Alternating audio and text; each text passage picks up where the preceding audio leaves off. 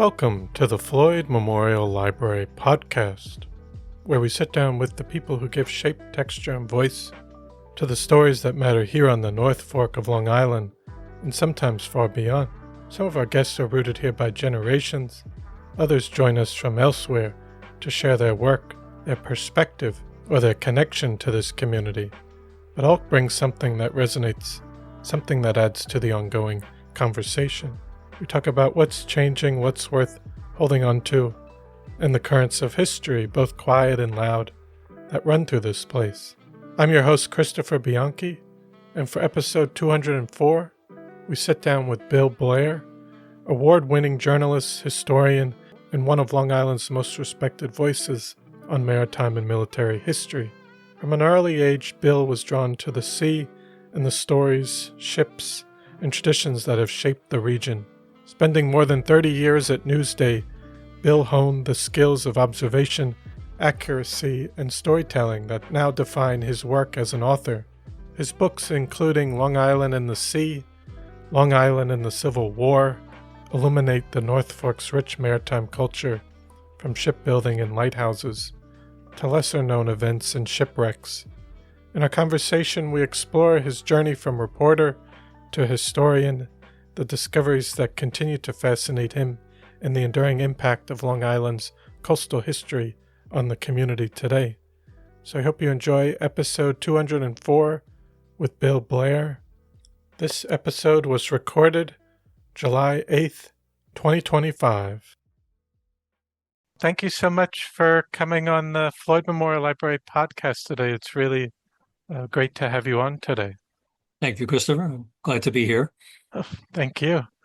And so just in the beginning, I usually like to ask people that come on if they can give us a little bit about their background and growing up.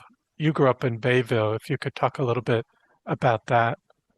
Yeah, actually, I was born in, family lived in Queens and Little Neck.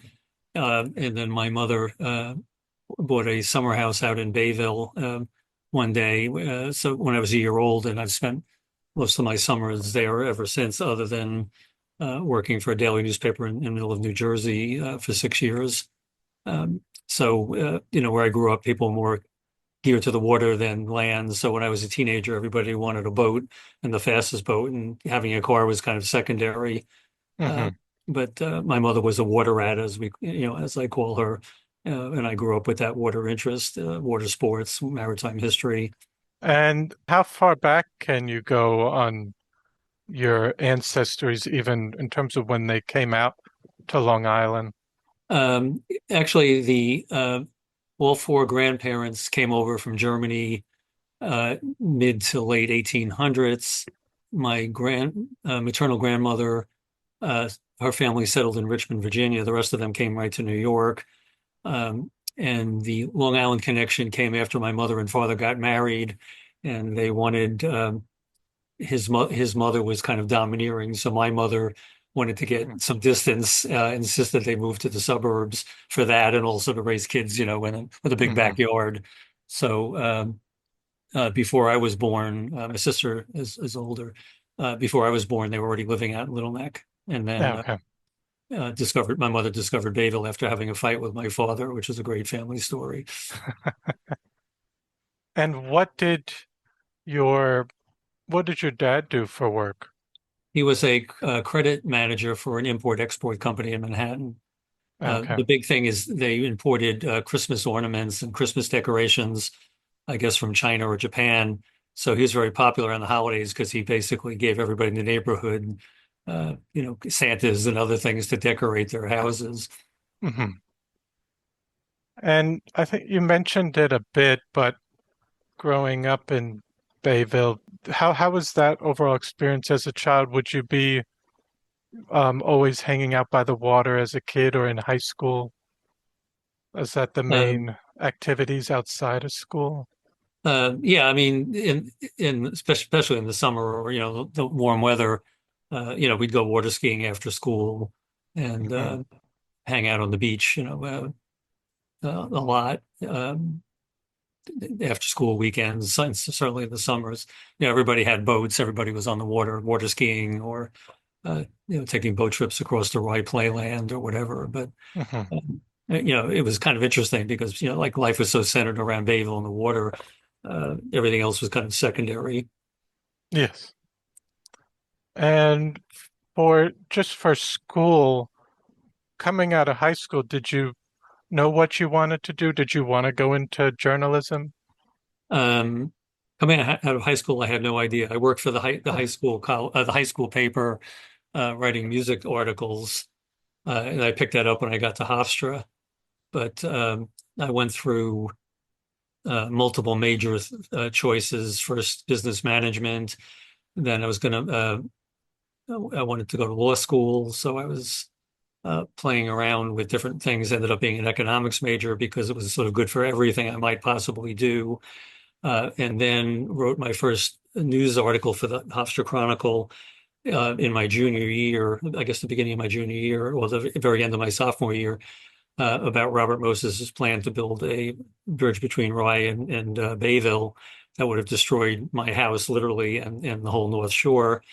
And that led to a summer job with the Oyster Bay Guardian, which was published in the same printing plant. And they saw the article in the Chronicle, did a story about me, which led to a summer job, which led to my first job after college editing the paper. So I ended up getting a journalism minor in the last 2 years, and then decided to follow the journalism path rather than economics. Mm-hmm. And how did the opportunity for you to come to Newsday? Because you've had over, is it over a 30-year career at Newsday? Yeah, once I decided to do journalism, I always wanted to work at Newsday, both because I like Long Island, interest in Long Island, and I read Newsday from high school on and just respected the paper. It was hard hitting, didn't take prisoners, very aggressive, a lot of investigative reporting. So I said, if I'm going to work for a newspaper, I really like to work for Newsday. So I reached out to them for internships in college. And at the time, they only really gave internships to like Ivy League, top league college students around the country and sort of ignored Long Island, which I got them to fix when I got hired eventually. Um, but once I started editing the weekly, I applied to daily papers around the country, including Newsday, and they sort of liked me and said, stay in touch. So we went through this. I was in a year at the Guardian, 6 years at the Courier News in Bridgewater, New Jersey, and the whole time I was in this mating ritual with Newsday, which eventually um, they they liked me because I knew Long Island very well, and they liked me because I had been an editor, and Newsday was always looking for editors more than reporters. But eventually, we got to the point they offered me a reporting job in 1981, so I was there for 33 years, and I Wow. specialized in maritime issues and history. So the books I've done subsequently are all sort of flow from that. Hmm. And we also, I think you mentioned a colleague, Steve Wick, was he working there when you were there at some Yeah, point or a crossover? Steve had a bunch of jobs. He was investigative. He was a regular reporter, investigative reporter. He was an editor on the Long Island desk. We both worked on the Long Island Our Story back in the late '90s, which is the year-long history of Long Island that ran every day in the paper and then turned into three books afterwards. Steve was we're four full-time people on that project. Steve was one of the two lead writers. I was one of the um, third and fourth spots, and did that for a year and a half. I think Steve was on it for like 2.5 years. But Hmm. he was a history teacher and great storyteller, so it was a natural that he would be one of the key people on that. And because you mentioned you worked on maritime writing at Newsday, but you were also doing investigative journalism as well, or Not, not as? not heavily. I mean, every reporter Newsday will do some investigations. When I covered the town of Oyster Bay and some other towns, you would do investigations when you got wind of something corrupt. In Oyster Bay back then, when right before I left was particularly corrupt. So I was the one who sort of got the first information that led to the county executive getting indicted and going to prison because of his connections and wheeling and dealing in Oyster Bay. But um, generally I was either doing regular municipal coverage, or I was specializing in maritime history and parks coverage, which was my favorite job. And it's probably a tough question, but did you have maybe one or two favorite stories from your time, one or two articles, or that you're most proud of project-wise? Well, Long Island Story was great. I mean, that was Hmm. just, to write history, full time for a year and a half, do all that kind of, investigations into that and finding out all kinds of stuff I never heard of. That was great. I mean, that's when I first came across the steamboat Lexington disaster off of Port Jefferson in 1840, which ended up being my most recent book, other than the one that's going to come out in 2 weeks. So, that was pretty cool. But I love Newsday. I also did a lot of what my editors call Bill's Adventures, because Hmm. I always like to do. I mean, that was to me the best part of Newsday, is getting to do things nobody else could do. So I got to fly the MetLife blimp around Long Island for a day for a story. Uh, Went up with the Air Force Thunderbirds in a trial flight before their first air show in Long Island, and they even let me fly the jet because I didn't throw up or pass out. Um, I did Shark Tank dive off of Montauk. I dove with the sharks in the Riverhead Aquarium tank, all kinds of stuff like that. So, these things would come along. I would be looking for them. But when they popped up, strangely, no other people in the office wanted to do it. So they all came to me, and I was very happy because I just want to experience life, to the fullest. Yes. And before we get into your books, I wanted to ask just about journalism in terms of your career and looking at it and how it has evolved over time. What do you think of it today and some of the major changes going on with newspapers and media today? Well, the big things that happened since I started is, the print journalism is an endangered species, and everything's gone. That's one change. Everything's gone multimedia. Where the newspapers they're as focused or more focused on web presence than they are in print. Print newspapers have cut way back, either died out, gone on web only, reduced publication days. Um, and the result of that is a lot less resources. When I started at Newsday, they had a big Washington bureau. They had bureaus overseas. They had a big national staff. Well, that's gone, and Newsday is still one of the best staffed papers in the country, because they have an owner who believes in good journalism more than making a big profit. But unfortunately, that's kind of rare these days. So Hmm. it's I mean, the good thing is there's all these there's website journalism and Yeah. podcasts and things. So there's new outlets, but journalism has just changed profoundly and definitely shrunk. But do you think there are a lot of other outlets now, but then there's also where people can get into their own kind of where they get their own news or misinformation. So there's more types of platforms out there, but it might not be the correct information being uh, given out to the public. Is that Yeah, that's a big part or concern. big Yeah, I mean, concern? there's a lot of misinformation out there, a lot of it very partisan, to the point that Stony Brook University is, now has a media literacy course, that all the freshmen take, and they offer that to outside people, because Hmm. it's the, people believe in pretty much anything they see on the web, and it's scary. Hmm. And even worse now with AI, because besides, misinformation, now you can have, phony videos and phony Yes, film clips and everything. It's pretty scary. yes. And because our library is located on the North Fork, I wanted to ask when, if, or even as a child, or would you visit out on the North Fork or South Fork at all as a child for vacation? Or I guess when was the first time you came to the North Fork too? Good question. I mean, since we lived on the beach in Bayville, like summer vacations, we were staycations even before that was a well-known phrase. You didn't We really would, need to. we would travel. I would usually drive to vacations. I would pester my parents to take me to Gettysburg or Hmm. the national parks, because I was a national park junkie. Um, I mean, the first time I mean, I'm sure I was out there. Uh, I remember seeing the big duck, at some point early, relatively early. But the first time I really paid a lot of attention to North Fork was after the Long Island Our Story project. I was assigned out to work out of the Riverhead Bureau. So I covered South Old Town and East Hampton. So I did a lot of driving and exploring uh, the.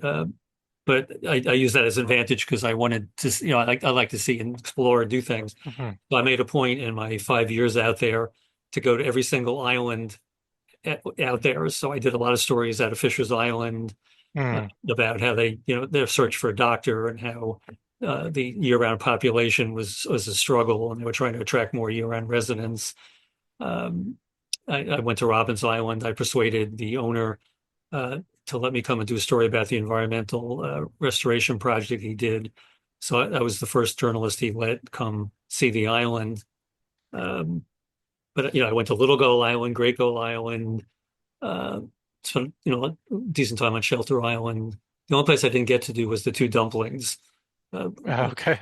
but I did. I did a lot of trips to Great Gull, Little Gull, Fisher's Island, Robbins Island. So that was probably the best part of being out there. Mm. And did a lot of stories. It was kind of fun to be in Greenport. It's when Dave Capel was elected mayor, and they started the revitalization from being a dumping ground for released mental patients. So when I first went out to Greenport, there were empty storefronts. The place was pretty depressing, and I got to cover that period where it became a hot spot. And for Yes. people wanted to live there, people wanted to visit, became a tourist destination, and that was kind Yes. of exciting to cover to see that turnaround. Did you think it was going to have that turnaround to what it is today? Yeah, actually, I wasn't surprised because there's so much cool Yeah. stuff. Greenport is such a cool place. Yeah. Especially if you're a maritime buff. You have the old shipyard there with the old Marine Railway and Hmm. the history of whaling, shipbuilding, rum running, the Coast Guard, and you have it was the base for the uh, Zeta and other boats. During the picket patrol during World War II when these small sailing vessels were going out to look for U-boats. Um, Hmm. just all kinds of great maritime and regular history out there. The so and then you have all these Victorian houses. It's a nice walking community, interesting shops. So I was Yes. kind of surprised it was so so downcast when I got Yes. there. But people share Dave Capel's vision and all work together. And I'm not surprised. I mean, it's become maybe more successful than anybody hoped, to the point where there's too much traffic, and maybe Too too many much. people on it. Um, Yes. but I'd rather see that than a place that's forlorn looking. Yes. And now, in terms of writing, when were you thinking of getting into writing books, in terms of the history that you enjoyed about maritime and the history of Long Island? Was that even while you were still working at Newsday that you wanted to publish a full-on book? Yeah, it was probably early on when I got to Newsday because other people on the paper had written books, and especially when you're writing about history, I'd be writing about other people who wrote history books. Um, and I wrote a lot about the Roosevelt family because I lived in Bayville, not far from Oyster Bay and Cove Neck, where the Roosevelts were, and the Theodore Roosevelt Association was based. So I did a lot of Roosevelt stories. I did a magazine cover story. Newsday used to have a magazine about Robert Roosevelt, who was Theodore Roosevelt's uncle, who was even more colorful than TR was, and I actually had a book contract to write a biography of him with the history professor, the history chair at St. John's, who then changed his mind about doing the book because there was a 10-year gap. Even though he was famous, he was a congressman, a newspaper editor, civic reformer. There was a 10-year gap when nobody knew what he was doing. And the Hmm. history professor said, you can't do a biography with a gap. And I said, well, you just say, strangely enough, nobody knows what he was doing for 10 years other than practicing law or whatever. So he backed out. So the book collapsed. But Mm. so this was probably mid 90s. I was already, had a book lined up. But then there's always, um, I always, when I talk to journalism students, I say you have to have your journalism story idea antenna up all the time. Just be looking for things that are good stories or a good magazine article or a good book. But even as a kid, like I love national parks. I would go to Sagamore Hill um, and other national parks. And Eastern National, the book publisher that works with the government, puts out these little guidebooks, little paperback guidebooks to prominent national parks. And every time I'd go to Sagamore Hill, starting in like probably when I was fifth or sixth grade, I'd look in their little bookstore hoping they would have a history of Sagamore Hill. It was never there. So when I started to cover it for Newsday, I was had the same reaction, except that, then I'd be talking to the curators and say, "How come you don't have a book about the history of Sagamore Hill?" Hmm. And they would say that Herman Hagedorn, who was the first director of the Theodore Roosevelt Association back in the 50s, uh, wrote a book about the Roosevelt Sagamore Hill, but it's half about TR's career in Washington and other places. And he also ends the book when TR dies in 1919. Doesn't talk about Edith Roosevelt living there for 3 decades on her own. Doesn't talk about the TRA acquiring the house and restoring it, opening to the public, Mm. or the National Park Service taking it over. So the story was incomplete. It's also full of anecdotes that aren't true. Um, so I kept talking to them, and the curator was going to write one, and then she retired. And I said, "You're going to do the book?" And she said, "No, I'm moving to Pennsylvania. I'm done with Sagamore Hill. Why don't you write it?" So I did. So it's pretty much every book I did to me was an obvious topic that filled a vacuum. Uh, the one that was almost sort of an exception was my book on the Culper spy ring, George Washington's Long Island spy ring, because there was a lot written about the Culper spy ring, but Turn on AMC was a popular series, first on AMC, then on Netflix. My publisher kept saying, "Can't you come up with a Culper spy book?" And my first reaction is, it's been done, including Alexander Rose's sort of textbook, accepted, definitive book. Um, but then uh, I did a little research and I realized there's all this rumor and hearsay out there. Uh, and the authors who've written about it give their view of what happened. And I said, I could do an analytical history book. I can look at everything that's been out there and pick it apart and tell people what really happened. And nobody's done that. My publisher Hmm. loved it, and the historians that I went to for information love the idea. So I tell the story and I debunk all kinds of myths about Anna Strong and her clothesline and Robert Townsend having illegitimate children with a spy that doesn't exist, things like that. So, but all the others, like nobody had written a book about the worst maritime disaster in Long Island history, and, the steamboat Lexington sinking in 1840. The new book I have coming out, The Roosevelts in New York City, is an outgrowth of the Sagamore Hill book, same idea. After the Sagamore Hill book came out, I went to visit Theodore Roosevelt birthplace on East 20th Street, and I'm looking at their little book stand, and I said to the Rangers, hasn't anybody ever written about the history of this place? And they said, no, we'd love for somebody to do it, but nobody's ever done it. And then I sort of said, half jokingly, well, maybe I'll do it. And I mentioned it to my editor. He said, yeah, do it, but don't just do the birthplace. Do um, Roosevelt House up at Hunter College, where Franklin and Eleanor and his mother lived before they went to the White House. And I said, okay. And then I thought about it some more and decided to do every place the Roosevelts lived, worshipped, worked, every park, monument, statue in New York City. And that's what the new book that comes out July 29th is all about. Wow. And I wanted to ask about your book, Long Island and the Sea. You cover a vast range of maritime history there. What do you think is the most overlooked aspect of Long Island's relationship with the sea? Well, the book was interesting because I'd done so much maritime history stories at Newsday. It was kind of a natural to pull it all together and expand it. Um, And I decided my publisher liked the idea. I said, I want it to be, there are other maritime histories of Long Island, but they're spotty. They leave out a lot of topics. And I said, I want to cover everything. It won't be Hmm. in super heavy depth, but I want to at least touch on every aspect of maritime history on Long Island. And as I was doing the research, people kept uh, asking, well, you're going to write about this, you're going to write about that. Like the local history librarian at the Montauk Library said, oh, you're going to write about the blimps that were the Navy had out in Montauk during World War II, right? And I said, what blimps? So she sent me a bunch of information, and that got into the book. So the book grew about, uh, when I thought I was done, the book still grew about 25% because people would say, well, I know you're writing about the Grumman canoes, but do you know they did patrol boats or they did a submersible thing. So it kept expanding.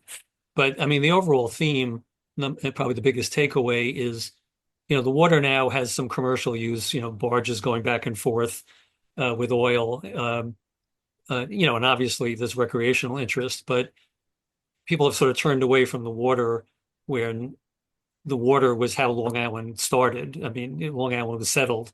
All the early settlements were along harbors and rivers. Long Island developed, commerce developed. The wars all played out along the water. So, I mean, the shoreline of Long Island and the waters around it was everything in the beginning, and now Mhm. it's kind of forgotten. So, I mean, that was the major theme of the book is, Long Island wouldn't be what it is if it wasn't for Long Island Sound, the ocean, and the rivers and the bays. Mhm. Yes. And you've also written about Long Island's role in the Civil War. Was there any unique contributions or challenges during that time on the North Fork of Long Island? Or was it further west? Well, there was there was no battles on Long Island. Although Yeah. in the book and when I give my lectures, I sort of half facetiously talk about the Civil War Battle of Long Island, which was like a friendly fire thing at a training camp at Willets Point in Queens, Hmm.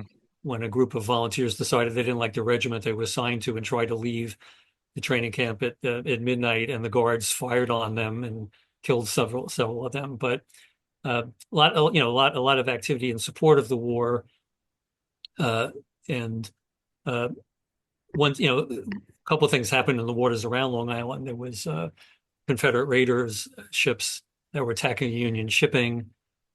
So one of them, Jefferson Davis, hung out a lot of the time right off of Montauk Point, and then it captured a Brookhaven schooner named the Waring off of New York Harbor, and took took off most of the crew, left four sailors, and one of whom was a black, because he was the steward who could cook. So they put five Confederates on board and left four Union sailors, and told the black steward that he was going to be sold into slavery when they brought the ship down to Charleston and sold it to the Confederate Navy. So he took an axe that they stupidly left in the cabin and bashed in the heads of the five Confederates, and they sailed the ship back into New York, where they're hailed as heroes. Uh, Hmm. in 1864, another Confederate raider uh, came up the coast and sank more than 30 vessels, particularly around New York Harbor, including a big packet ship, transatlantic packet ship called the Adriatic, 30 miles south of Montauk Point. And that wreck was discovered about 5 years ago by some East End divers. Um, but the most interesting thing about the North Fork is not everybody bought into the war effort across Long Island, but for whatever reason, and my co-author Harrison Hunt and I can't figure out why, the North Fork was a particularly heavy area for these people that still supported the South and slavery, even Hmm. after Fort Sumter and the war broke out. Um, and there's not like the people in North Fork had a big trading connection to the South or anything. I'm not sure, what it was. I mean, they were kind of fiercely independent types, but that doesn't necessarily lead to supporting the South and slavery. But the most interesting character is right from Greenport, which was Henry Reeves, who's Yes. editor of the Watchman newspaper, uh, who's vociferously anti-Lincoln, anti-Union, anti-war, pro-South, very, uh, very highly racist opinions. So the war breaks out. Most of the people that who opposes the war, come around to support the Union, but not him. He was writing these virulent editorials to the point, like 4 months into the war, the Lincoln administration arrests him and sends him to prison on Fort Lafayette in New York Harbor. And I think they kept him there for 4 months and then released him. He goes back to Greenport and picks up where he left off, without pulling any of his punches. But that's probably But the That's probably the most interesting anecdote on the North Fork during the war. A lot of soldiers fought in the 127th New York Volunteer Infantry, right up to Orient. But Reeves didn't really, he didn't really say exactly like the reasoning behind his opinions. It's just that he thought it still should have been this way, or we still, with his pro-slavery, he didn't really go into more detail about that. Yeah, he Or, just did continually writing about how Lincoln was terrible, and hmm that people want black people socializing with, the typical racist things you would hmm expect. Lincoln was a slave lover, a black, quote unquote nigger lover, and yes, it was just diatribes basically. hmm. But he went on to be a state senator and Yeah, hold other political jobs. So the people out there accepted it. yeah. No, it's kind of a interesting, controversial figure, but Yeah, fascinating. very controversial. Um, More, but I mean, back then, the people on the North Fork seemed to accept him and yeah. his opinions. And I think he was a ta supervisor for the Yeah, he was town. town supervisor. Yeah. So not only did they not hold his opinions against him, they elevated him a couple of times. Yes. Um, and now you also have written a lot about shipbuilding and lighthouses. How did the evolution of these industries impact the North Fork and Long Island overall?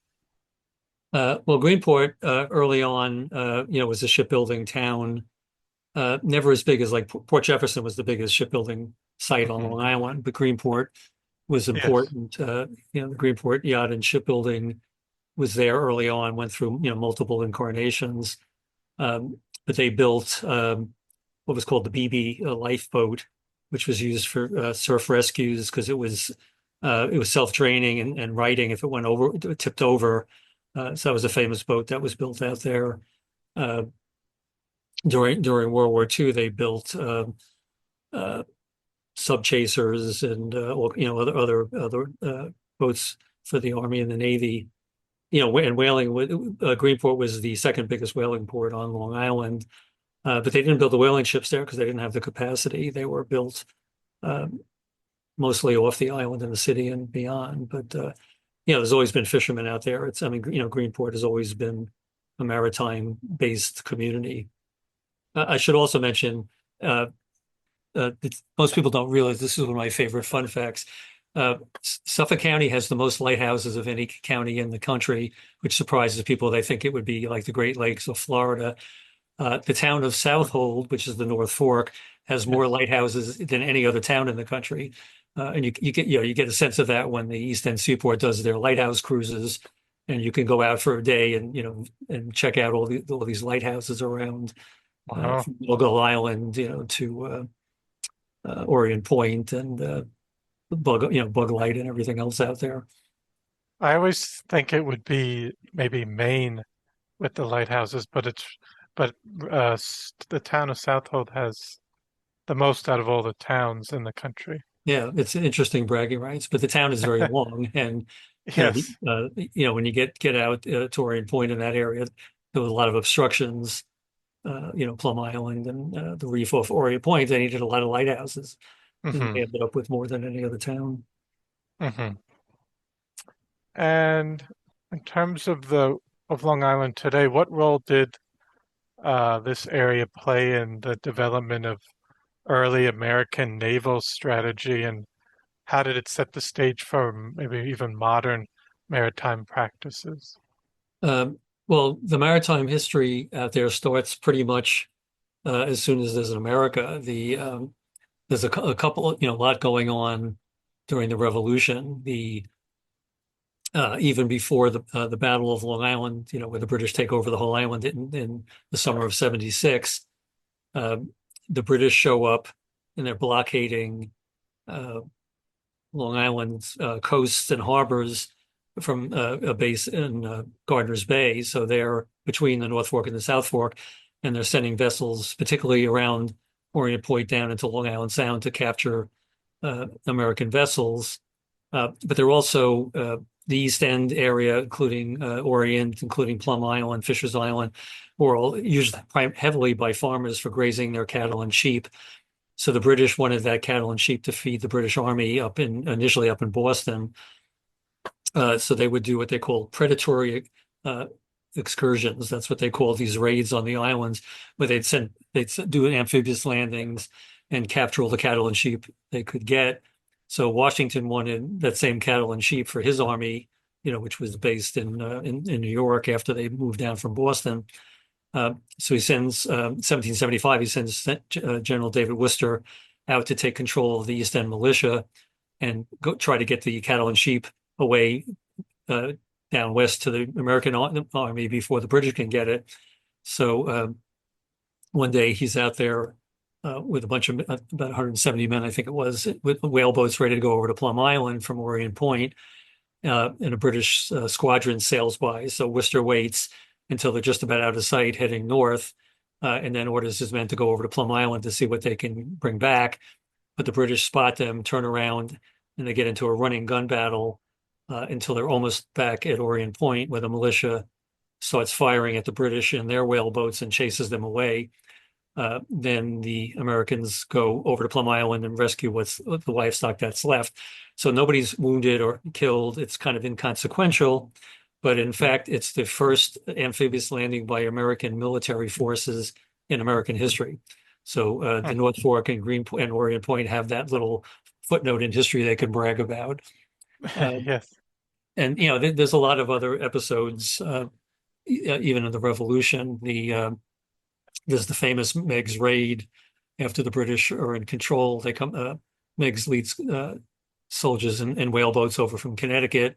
They land at Hashemonik Beach and Southold, cross over, put their boats back into Peconic Bay, row over to Sag Harbor, and capture the British fort in the middle of the night and take their captives back to Connecticut the way they came. So you have a lot of British warships firing on militia on shore and chasing privateers and shipping. So and you have more activity in the War of 1812. And then, later on, you start to have coastal defense construction on at Plum Island and Little Gull Island. I'm sorry, Great Gull Island, Fisher's Island. This chain of forts in the late 1800s because they were afraid that some enemy nation would come and attack New York City via Long Island Sound. But was the North Fork, it seemed like, were they more pro-British in terms of the rest of Long Island? Because it seemed like the part up here they seem to be more connected with the Tories. The Tory sentiment was generally stronger the further west you went. Like Oh, okay. New York City was pretty heavily Tory. Queens was more heavily Okay. Tory. Suffolk County was actually more rebellious. Okay.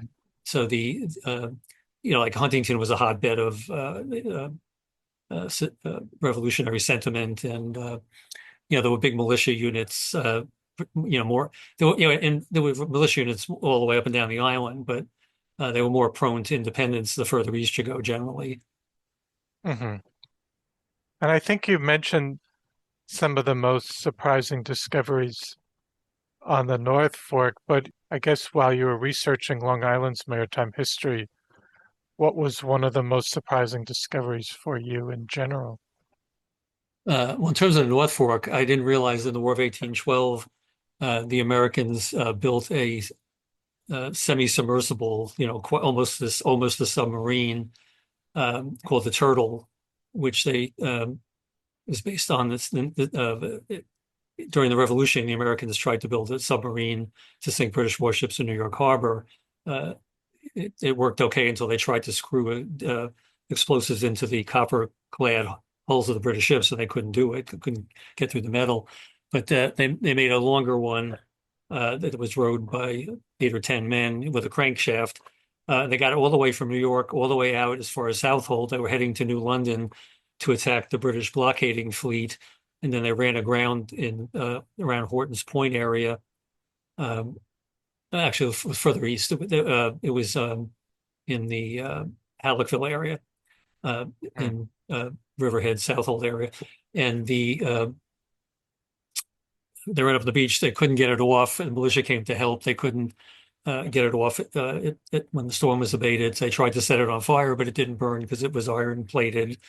And then the two British warships showed up, shot at the militia, scared them away, tried to tow the turtle off the beach. They couldn't do it, so they set it on fire, and they had better combustibles, and they burned it.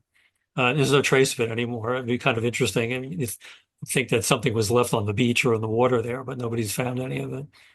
Yes. And you've worked on just, I guess I get to the next question, I was wondering about because you also wrote the book George Washington's Long Island Spy Ring. Is is most of that history further west?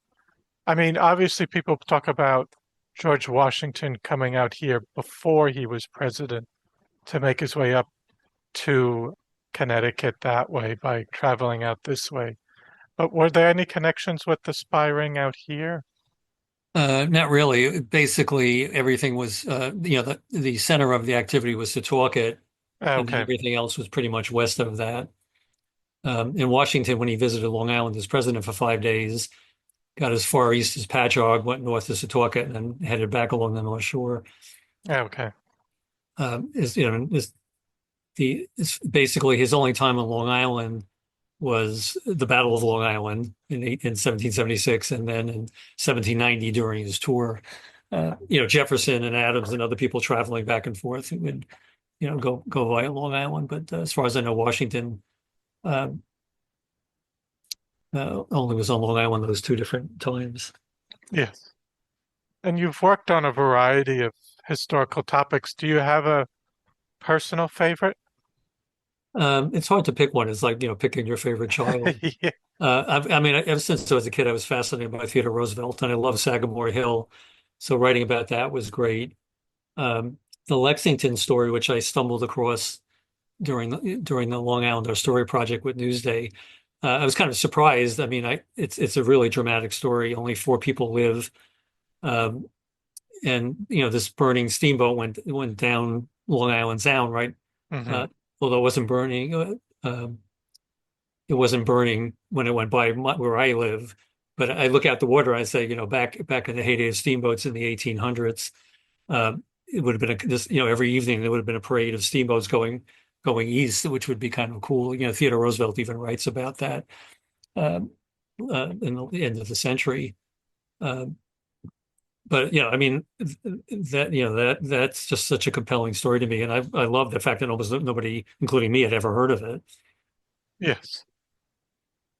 And what about, is there one part of Long Island that fascinates you the most in terms of the history, even where you've grown up is also very fascinating, which you've written about a lot in that area. But It's sort of, I mean, I'm partial to Oyster Bay area because I live yes. there, but between the Townsends and the Spy Ring and Teddy Roosevelt, just a lot of history on this niche of the North Shore.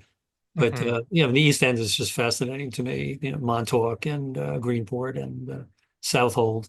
I mean, it's a long, very colorful history, and I love islands. So when you can poke around Gardiner's Island or Robin's Island, or go see go, go to Plum Island and see not only the lab, but see the late the 19th century fort and Hmm. later uh, military facilities. That's just kind of really cool. Yes. And you've mentioned a book you have coming out soon. But are there any other future projects or books you want to work on in the future? The I've started work on book 8, which is a book on Long Island shipwrecks. Prominent and interesting shipwrecks, because I deal with some of them in the Long Island and the Sea book. The Lexington book is about one shipwreck, um, and it dawned on me that I didn't, sort of do a more comprehensive book just on shipwrecks. So that'll Hmm. be coming out from the History Press probably the end of next year. Hmm. And I thought I remember hearing with, by Horton Point, lighthouse in Southold on the North Shore facing Long Island Sound. I heard that that area has a lot of shipwrecks, or uh, even more so than other parts of Long Island because of. I wouldn't say more. I mean, there's always more shipwrecks on the South Shore because there's much more shipping on the South Shore. Oh, Uh, okay. but you know, any place you have a headland or a bend in the terrain, like in Southold by Horton Point, particularly Port Jefferson, Cranes Neck area, Eaton's Neck, Execution Mm. Rocks in Sands Point area. If you have a headland and you have because the glaciers would leave a trail of rocks, a natural reef going offshore, you always have a lot of shipwrecks, which is why uh, the second lighthouse on Long Island was at Eaton's Neck, and then the other ones followed. But there was some interesting ones out in Horton Point. The Commodore, which was a steamboat, ran aground in a storm and washed up on in the shallows. With it was destroyed with a lot of people drowning. And you feel like with future work and your passion for history and maritime, you feel like there's always a almost unlimited amount of things you can write about for possibly new books that you'd like to. Yeah, yeah. I never say never. I mean, right now the shipwreck book is the last one in the pipeline, but and that might be the last one, so I can catch up with the rest of my life. But because I'm involved in nonprofits and journalism education and other things that take time. But yeah, I mean, I still keep finding out. People mention something to me about some aspect of Long Island maritime history I never heard about. So Yeah. I'm always researching. And are you, I think you were, or are you still involved with the Oyster Bay Historical Society? Is that what it's called? Um, yeah, I do a lot with them. In fact, the official kickoff October 12th for the new book is going to be sponsored by them in Oyster Bay, along with Theodore's books. Uh, the book will be out now, but I'm about to go on vacation, so Hmm. we're going to do the official. I'm doing some lectures, in beginning of August, but then we're going to wait until the closer to Theodore Roosevelt's birthday in October Hmm. to do the official kickoff event. Yes. And I guess just lastly, as someone deeply embedded in the history of Long Island, what do you hope the next generation of historians and enthusiasts will take away from your work? Basically, just how interesting. People think Long Island is this sort of bland suburb without Hmm. much of interest. So I'm hoping that what I did sort of illuminates what a great, interesting history we do have, Hmm. and get interested in digging deeper on some of the things that I've written about. Yes. And then just lastly, I usually like to ask if there was anything else you'd like to say or discuss that we haven't touched on, or you'd like to say to our listeners. And we also do have, for our listeners, we do have, I think, almost all of your books that can be checked out at our Okay. library too. So, but You have to obviously, check, make sure you have all six. I mean, that's kind of a big thrill because, you write for Newsday, people see the article and then, the next day it's in the recycling bin. But mm, I mean, I still get as much as I've been doing this now since 2014. When I walk into a local bookstore or library or Target or whatever, and you see your book on the shelf, I still get a thrill out of that. I hope I don't lose that. definitely. But no, I want to thank you so much for taking the time to come on the podcast today and share your story and talk about your books and your love for history out here on Long Island. So it was really nice to talk with you. Well, thank you, Christopher. Well, I hope you enjoyed episode 204 with Bill Bleyer. I want to thank you for listening to the Floyd Memorial Library podcast, and we'll see you next time.